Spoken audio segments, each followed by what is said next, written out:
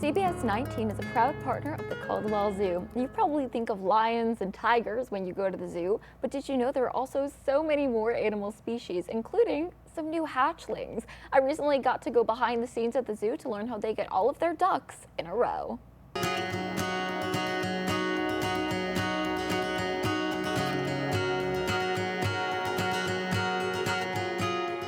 The Caldwell Zoo is home to thousands of animals where new ones are being hatched every day. I'm here with Nicole Moore, supervisor of birds, with some of the newest residents of the Caldwell Zoo.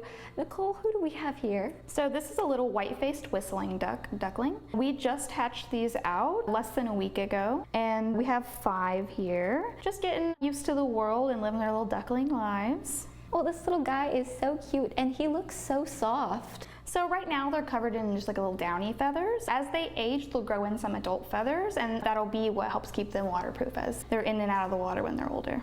I heard something about them having some type of feather oil, kind of like how we use hair oil, that keeps them from getting soaked in the water. How does that work? So the adult birds have a natural oil that they secrete, and at the base of their tail, a little gland, and they just preen that over their feathers, and that helps keep them waterproof.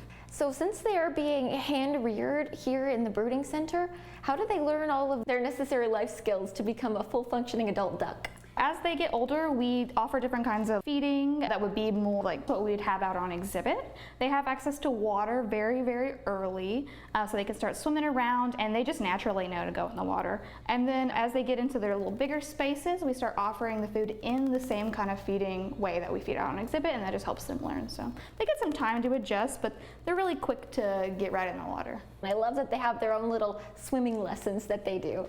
So these ducks were hatched right here in the brooding center. Kind of what does that process look like? We have different duck species out on exhibits. We set up the area to be good for breeding. So what that means is we put out nest boxes, we change the kind of food they're eating that has a little bit more protein in it, and we check their nests twice a week, and then when we start seeing eggs, we will pull the eggs and put them in our incubator so we can artificially incubate them. And that's just to reduce some of the errors that you could find out in the wild, like them getting broken or rolled off the nest or things like that. Once they are in the incubators, we'll monitor the temperatures, and then when they are pipping, which is when they're starting to break through the egg, we'll put them in our hatchery, and then they just hatch out, and we put them straight in these little beds.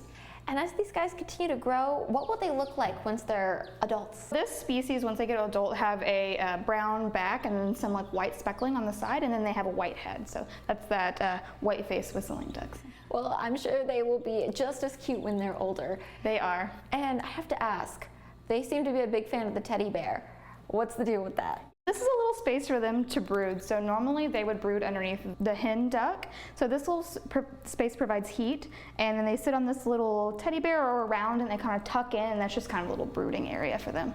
So once they're fully adult and people at home who want to come meet these cute little ducklings, what's the best way for them to do that? This species is on exhibit right near the front with the spoonbills. You can see them just kind of swimming around. You'll hear them whistling quite a bit, which is where they get that whistling name. Well, you can meet these cute little ducklings, but as adults, right here at the entrance at the Caldwell Zoo. Sarah, they were pretty adorable. Oh, they were so cute too. They were doing these just like little, I don't know if cheeps is the right word, but they were so cute and so fluffy too. I know, and they're pretty cool looking when they grow up as well. And if you want to go to the Caldwell Zoo this weekend, you just need to hydrate before you go, but the weather is pretty nice. Certainly, a little bit warm though. We're seeing